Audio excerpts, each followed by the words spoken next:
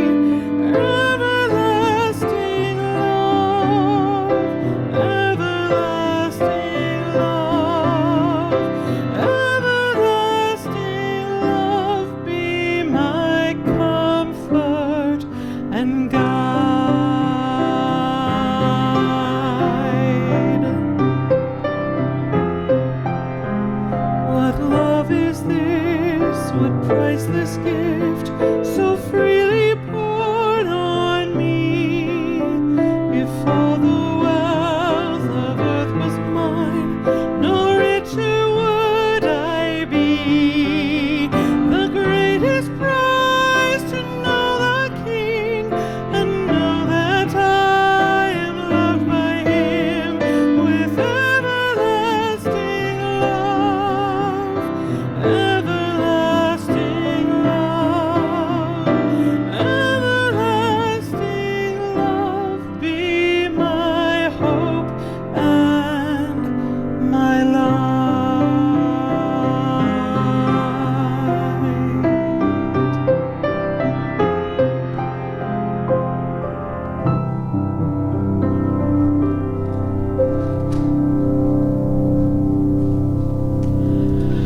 I wrote a blog this week on Psalm 97. If you are on Facebook, you might have seen that post.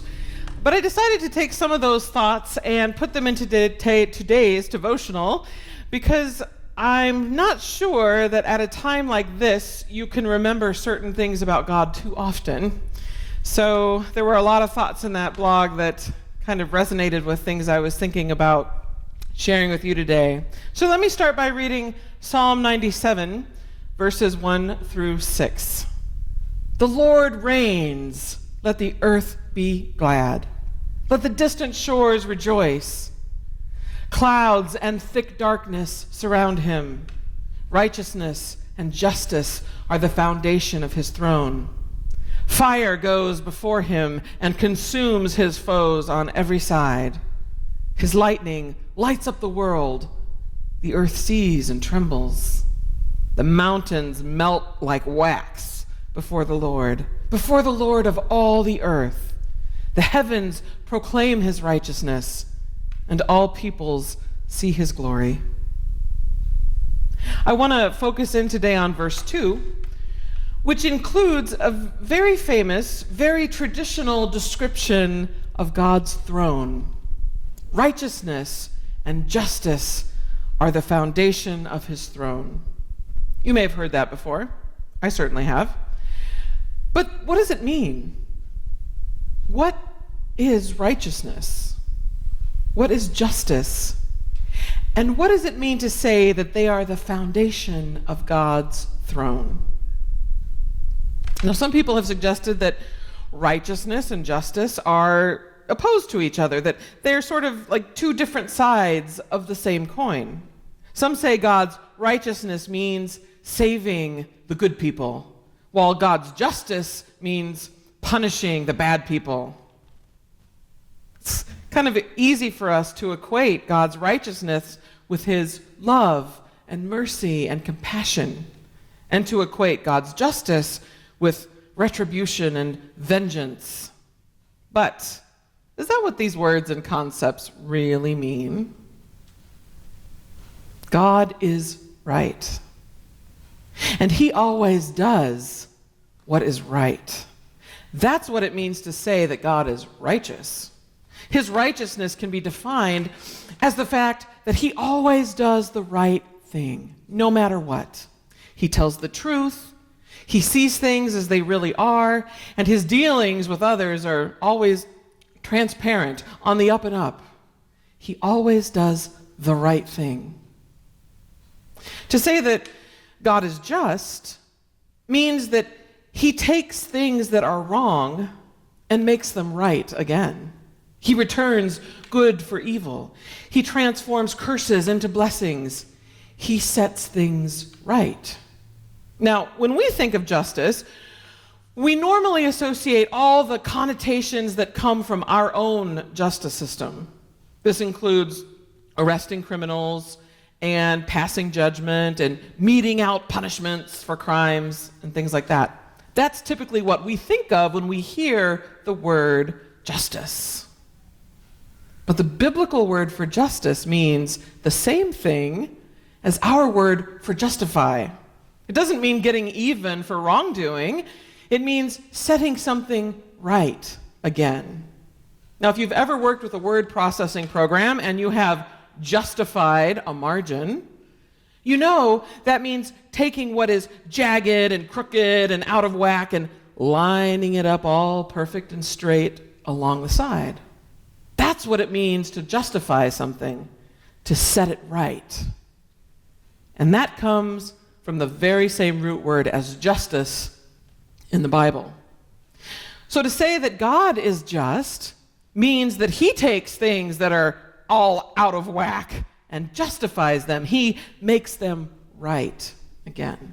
So now you can see why these two things are the foundation of God's throne, the seat of his power. God himself always does what's right. That's righteousness. But not only that, God also takes things that have been messed up and makes them right again too. That's justice. Thus, in God, everything is always done right and set right. He's a rightifier, if I can make up that word today. This is the foundation on which his throne, his very government, rests. He'll never be deposed because everything he does is right and good. And if he doesn't find it in a right and good condition, then he'll transform it into something right and good. It's interesting then that the first part of this verse about God's rightness, it's not sweetness and light, is it? Let me read all of verse 2 again. Clouds and thick darkness surround him. Righteousness and justice are the foundation of his throne. Here is God's throne. Here is his righteousness and justice in the middle of a storm. Clouds and thick darkness. What does that mean? Well, one of the things I think it means is that in this life, we find God in the midst of clouds and darkness. We see him most clearly in the storm. When things look the worst, when the crisis hits, when the suffering is overwhelming, that's when we are most able to see God in all his righteousness. It is in the middle of all of this, it's in journeying through the dark times that we discover God is right there with us. And then we remember that he alone has the ability to make things right again. I believe this is why the psalmist puts these two ideas together. So we will remember in difficult times that God is a rightifier. Now, I will agree with you that going through dark times can make it seem like God is harder to see, not easier. But then again, it depends on where we're looking, doesn't it? It was Mr. Rogers who famously said, "When I was a boy and I would see scary things in the news, my mother would say to me, 'Look for the helpers. You will always find people who are helping.'" That advice helped him as a small boy, and he shared it with everyone else. And that advice has not only stuck with me, but millions of people. And I've seen it repeated in recent years during times of national tragedy and sorrow. Look for the helpers. You will always find people who are helping. In other words, we have a choice of where we will look. We have a choice of what we will focus on. Will we fix our eyes on the bad? Or will we fix our eyes on the good? Even in the midst of tragedy, there are always helpers. And even in the midst of darkness, there is always light. Even in the midst of evil, God is there, doing what is right and working to set right what has gone wrong.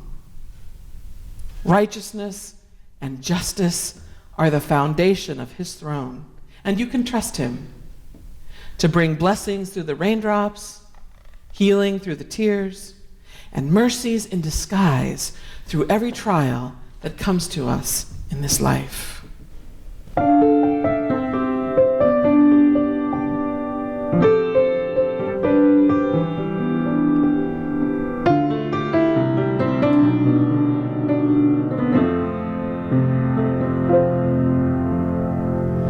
We pray for blessings. We pray for peace. Comfort for family. Protection while we sleep. We pray for healing. For prosperity.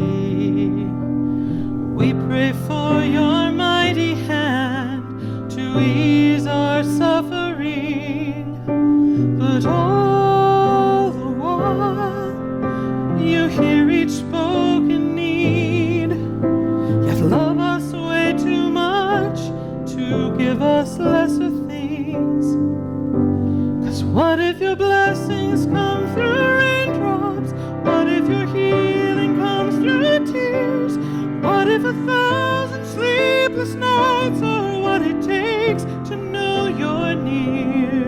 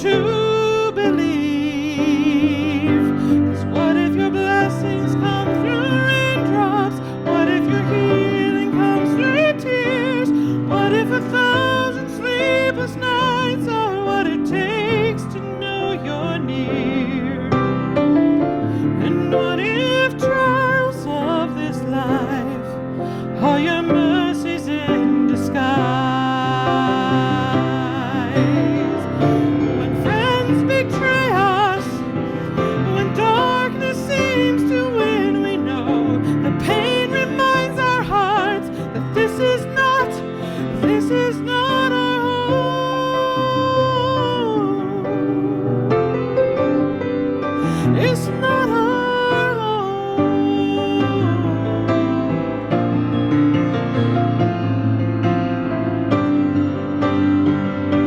'Cause what if your blessings come through raindrops? What if your healing comes through tears? And what if 1,000 sleepless nights are what it takes to know you're near?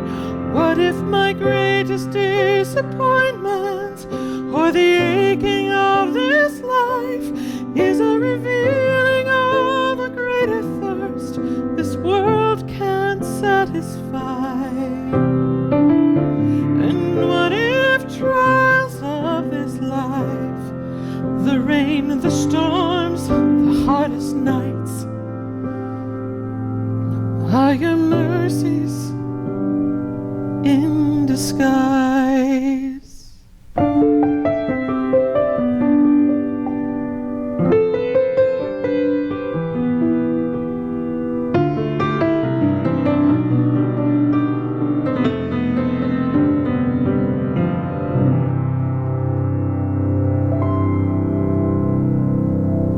We love you. We are praying for you. And we hope you have a great week.